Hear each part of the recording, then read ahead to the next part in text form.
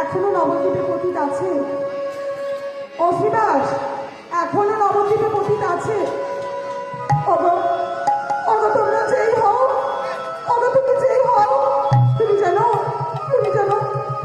গৌর চরণ পাও, তুমি যেন গৌর চরণ পাও।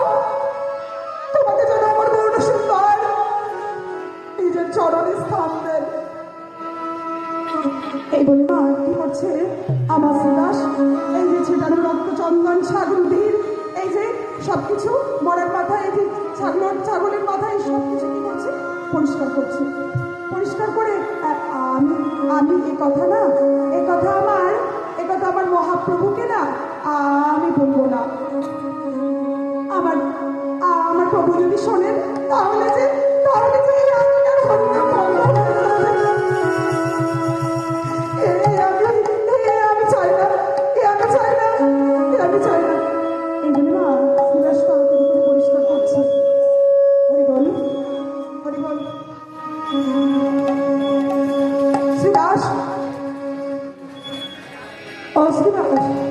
শ্রীবাস, তোমার যে এত দেরি হলো।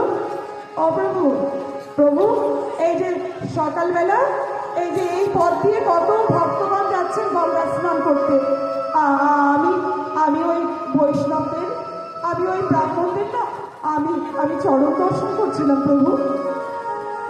ঠিক আছে শ্রীবাস, তুমি আমার মায়ের কাছে আমাকে নিয়ে চলো না শ্রীবাস। অনেকদিন হলো মায়ের কাছে আমি যাই নাই।